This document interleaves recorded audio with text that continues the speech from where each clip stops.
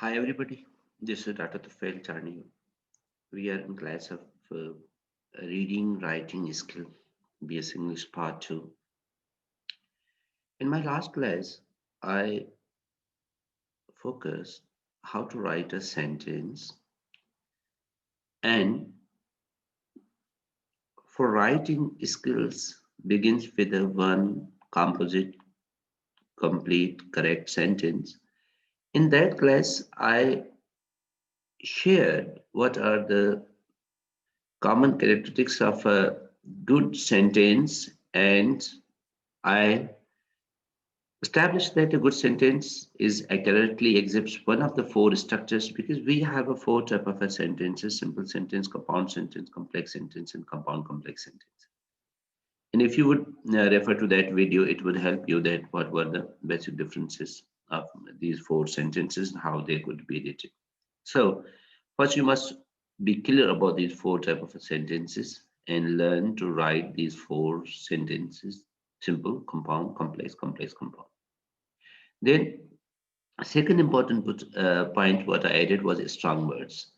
Means when you are writing, I suggested you try to write to select the relevant, appropriate, strong word that really express the sense what you want to convey through your words. Sometimes students write a sentence. Those sentences are full of fillers. So many words are used, but despite being verbose, those sentences don't convey the exact sense what they intend to. So the good writer is always expressive and he selects appropriate vocabulary that's very much relevant to the words. Then I said that there should be including specific nouns in the verbs, include variety in their beginning. How to, because generally we write a sentence with subject, verb, object, or subject, predicate. Okay, Ali writes later, we are going to placate this type of sentences. But we can also put a kind of a variety to, or begin with the prepositional phrase. Uh, Begin your sentence, or you begin your sentence with the help of participle phrase, writing essays and testing job, writing essay, this participle phrase. Or you can use infinitive structures to write an essay is an interesting hobby. So you can use adverbial clause, you can use transitional words like thus and so, you can use introductory remarks like yes, no, etc. But you use these variety in the beginning of a sentence. Uh, uh, Not only begin every sentence with this traditional subject and predicate pattern. So this variety should be there. Beginning variety in the beginning. There should be variety in structure, and there should be variety in the length. Don't use all simple sentence. Don't use all complex sentence. Don't use all complex compound sentence. But generally, it has been found that the lengthy sentences followed by the short sentences and the short sentences followed by lengthy sentences, they create a kind of a rhythm and a musical quality to your writing, and it also appeals to the reader as well. And there should be parallel structures to parallel ideas. If you are going to put the parallel things in same paragraph, that this parallelism should move forward. That if you want to say that the teachers and nowadays the people go to private schools and private hospitals because this parallel will go the private school and private hospitals because there are good teachers and good doctors, so there will be school and hospitals and teachers and doctors, then students and patients, and teaching method and the medicine. So this parallelism would go on and on. This could give you a kind of a um, edge in your writing, and then put the main ideas in the main clause. This is means if you have a subordinate ideas and you have a main ideas, so put the main ideas in the main clause and subordinate ideas in the subordinate clause.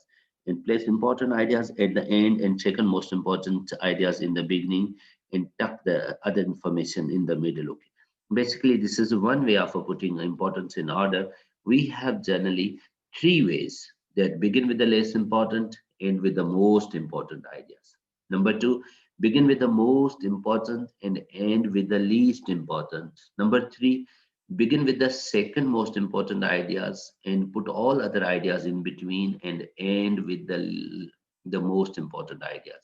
So these are three different ways what you can put in your sentence, and you can make it interesting. And they say that if your sentence begins with something important and it ends with the some most important, then um, the last impression is most effective on the reader. So if it's going to end with the most important, it will long last on the mind of the reader. Well, so these are the different techniques what we discussed, and there should be grammar rule, etc., mechanics usage. This will make you able to write a good sentence. But today's class is designed to write a good paragraph. So we are just simply going to go to this uh, how to write a good paragraph is the focus of today's class. So I would like to share that paragraph basically is a one controlling idea what we put in a paragraph. So there are certain characteristics of a good paragraph. Actually, writers use paragraphs to group their thoughts and to help the readers to follow those groups of thought. While the paragraph can stand alone as a unit of writing, it is frequently combined with other paragraphs to create a larger work. So there could be one comprehensive paragraph, composite paragraph, stand as a single unit, or you can use it in multiple paragraphs, what we call essay, or even you can write in reports and other way.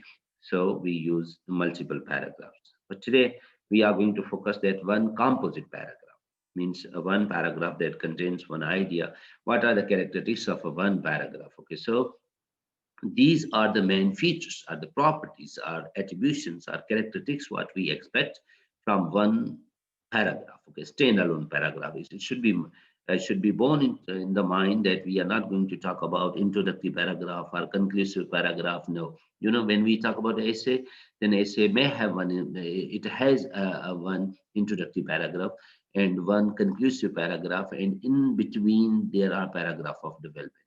So when we write an essay, we need to learn three paragraph. Writing introductory paragraph is different than writing the conclusive paragraph. And all those paragraphs which come in the body, they are called the paragraph of development or body paragraph. So to write an essay, we need to learn three paragraphs. Essay has three parts: head, body, tail. In head, we have one introductory paragraph. In a body, we have a multiple paragraph, depends how many ideas we want to discuss. Each idea needs one paragraph. There is always one controlling idea in each paragraph. And then conclusive, again we need a one paragraph to conclude. So here we are not talking about this introductory paragraph or conclusive paragraph used in an essay, but we are talking about those body paragraphs which refer to one idea, and even there could be standalone paragraph. So the first thing is that when you are talking about this paragraph, a subject narrowed sufficiently to be treated as a single idea means each paragraph should have a one controlling idea. We can't put more than one controlling idea in a one paragraph, then it will break its unity. What unity is that when you are now, for example, look, today we are stuck in a COVID-19. Now it could be discussed from different perspective. If the paragraph is that, what is the impact of COVID-19 on economy? Here we would not discuss its impact on education. Why? Because the perspective, the lens where from you are our frame of reference, what you are using, that is covered in economy. But if the topic is that, what is the impact of COVID-19 on education? Now you will not discuss economy here because your controlling idea is COVID and education. So you have to focus that how COVID-19 has affected our academia, our academic system, our education, etc. So this is where we have to narrow down sufficiently to be treated as a single idea. There could be, that you can discuss computer from different perspective. Computer is parts of computer, history of computer, benefits of computer, uses of computer. So then these all things are one single idea. So they need a single paragraph. So don't get confused that we can put all things regarding computer in a one paragraph. No, it should have a killer idea. Then the topic sentence that announces the subject of the paragraph. Each composite paragraph or that body paragraph that begins with one sentence, what we call a topic sentence. And the job of topic sentence is that to introduce the topic, then it moves forward to convey the idea like this. Okay, so it is a topic sentence, and then it introduces the topic what we want to explain, and then we develop that particular frame of reference, that lens, or that perspective, or that contentions. If your topic sentence contains education is good for female empowerment. Now, here we will only talk about that what is the role of education in female empowerment. We will not discuss other issues. Why? Because our topic sentence has clearly contained that role of education in female empowerment. So we have to just connect the things regarding that. So whatever the ideas we have introduced, we need a consistent attitude toward the subject. That's called the unity. You should not switch from your controlling idea. If the writer is going to switch from the controlling idea, then he will not get, he will deviate, and this deviation will break the unity. So this will be considered as a good paragraph. Then supporting details that explain or illustrate the topic sentence. Yes, you have ideas, then you have to this to find the details which support that, and then you use the transition that builds the details to each others and to the topic sentence. So topic sentence introduces the topic, and the details they illustrate that topic sentence, give examples, and then there's a transition. Transitions are from one idea to an idea, from one sentence to another sentence. There is a coherence, there's a connectivity, there's a connections, and there's a logical transitions in which the meaning is a meaning or sense gets developed regarding the idea what we have introduced in the topic sentence. So this is a consistent and continuous movement, development of the ideas in the paragraph. Then it is needs a concluding a statement that show the writer's completed thought. So one paragraph contains one controlling idea. That idea is introduced with the topic sentence.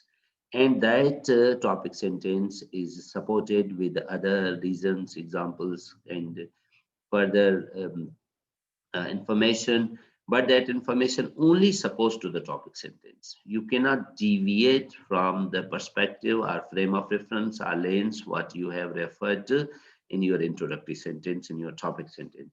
Then you have to sum up whatever the findings, whatever the things that some finally we sum up one topic with a conclusive sentence. So one paragraph with a three-part topic sentence, development, body, and conclusive sentence. That's the end of.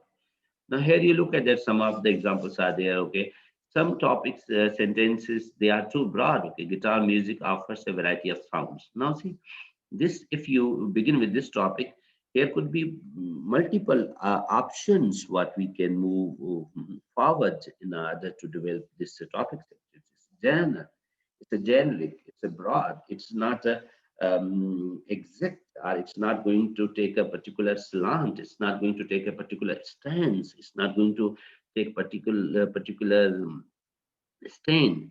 So one topic sentence should be particular. It should refer to one aspect, one perspective. Suppose the bass guitar accompaniment in this composition offers real challenges even for an accomplished guitarist. Here, we are just going to talk about that bass guitar accompaniment in this composition offers real challenges. How it is a challenge for a guitarist. So we have to refer to the one aspect of that particular skill. Another example, some students enjoy participating in a peer social group.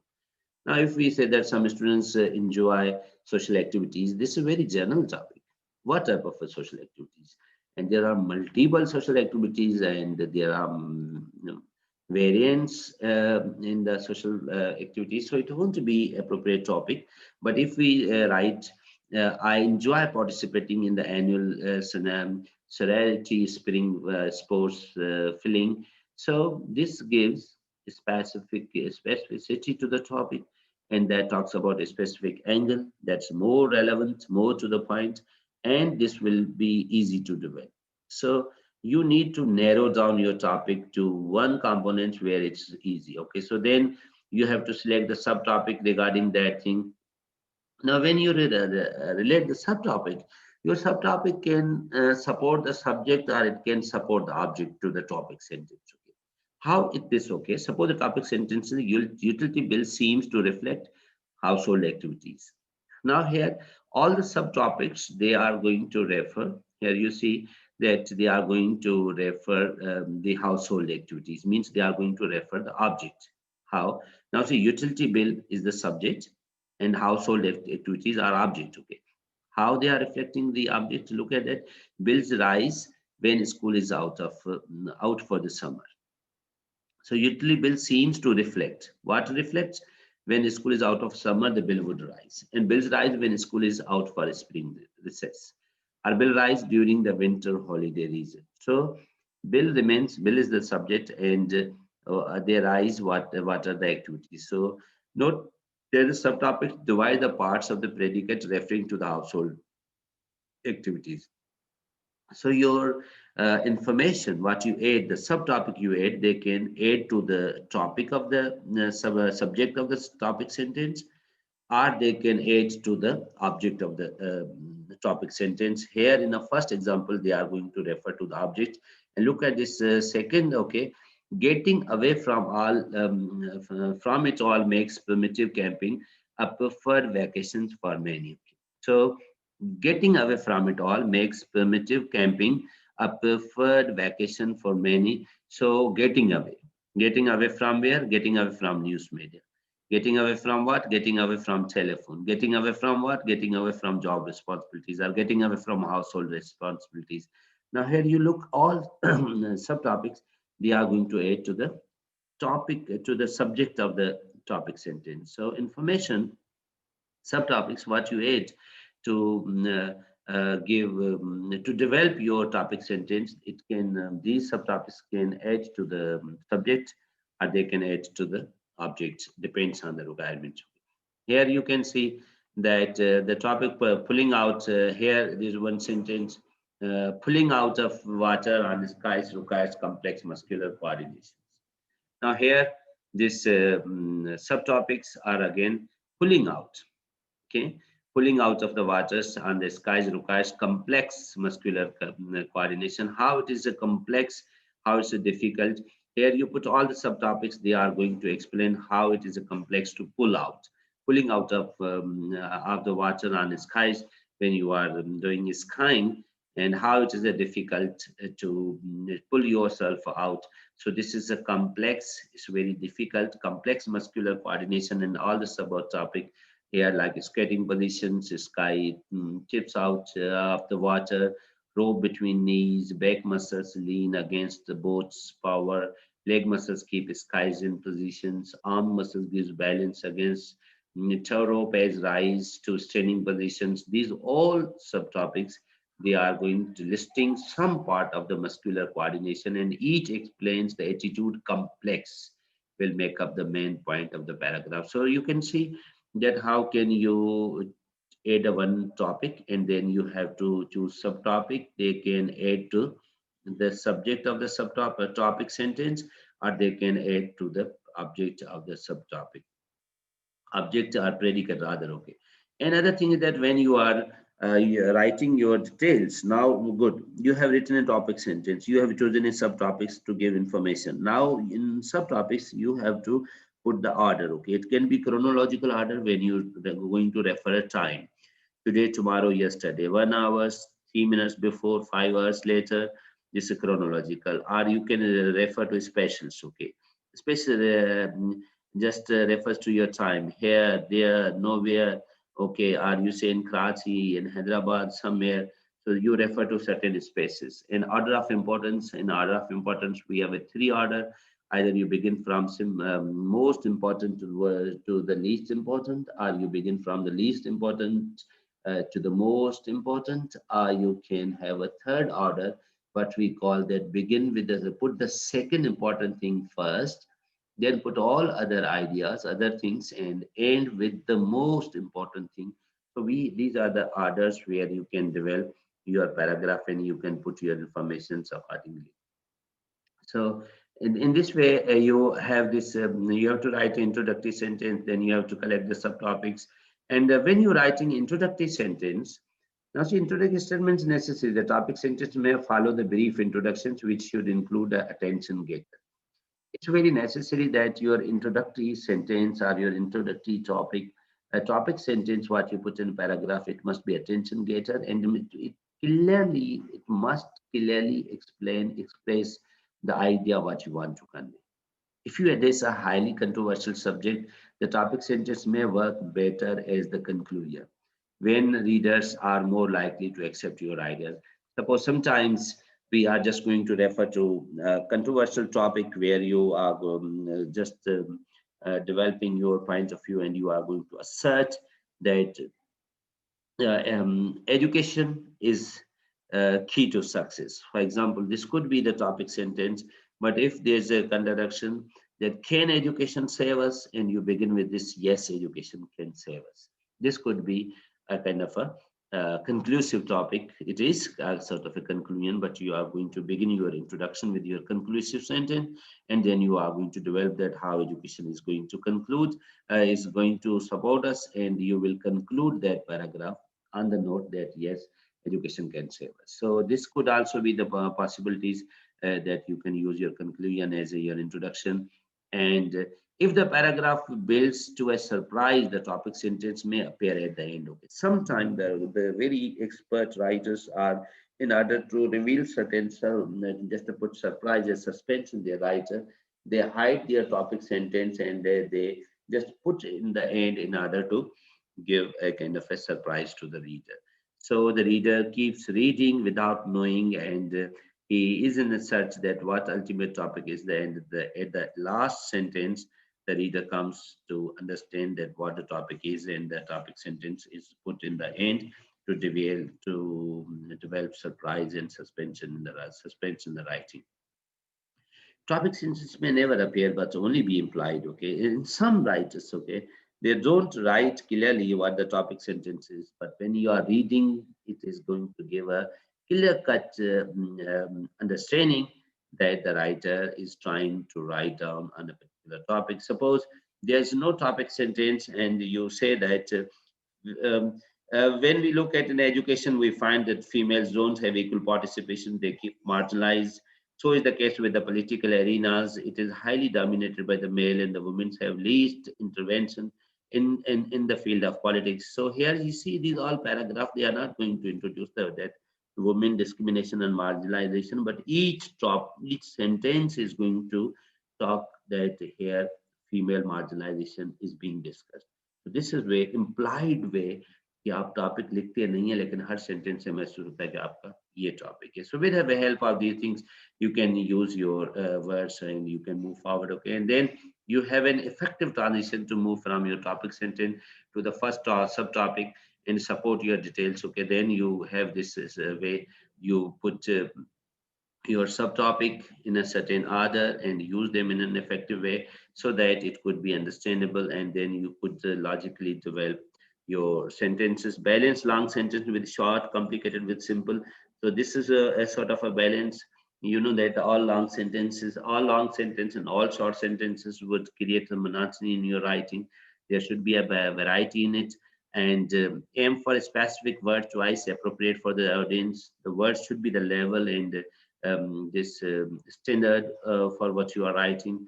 Effective transitions to move on the additional supporting details.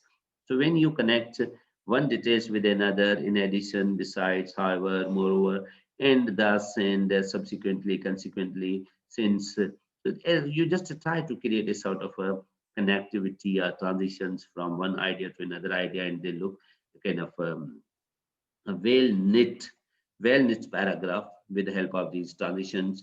Or even you can use signaling words like first, the second, the third, like this way. These are words, and however, moreover, they are also signaling words.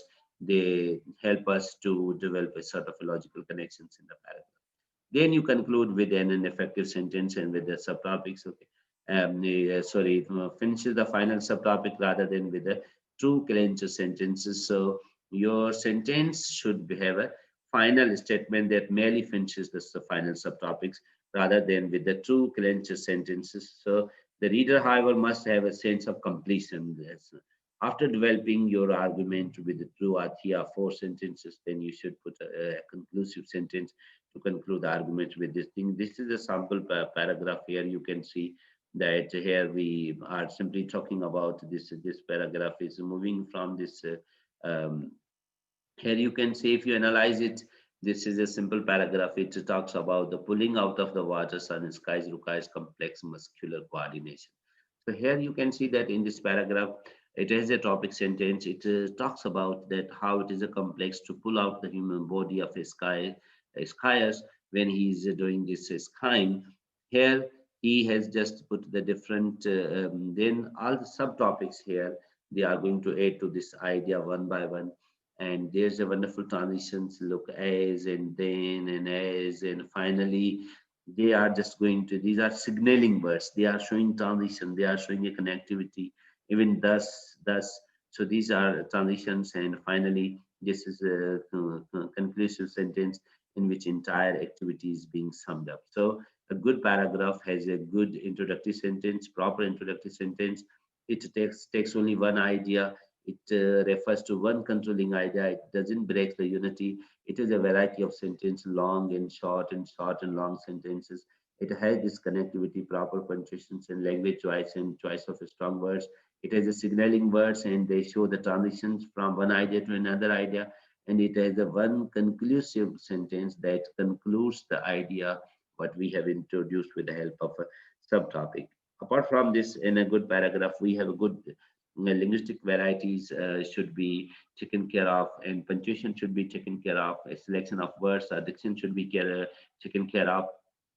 Apart from that, when you are writing, a good paragraph has a unity. I always talk about the unity. Unity is that from which lens you are looking at that paragraph and that idea.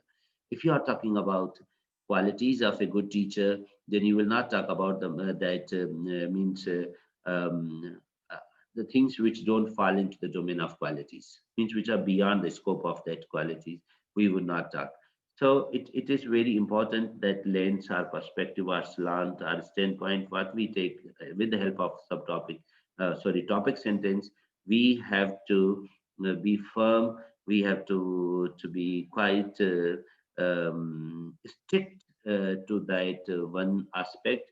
And if you think that there's another aspect of the same topic which could be developed, then yes, you may, but for that you need another paragraph, because that is another aspect of idea.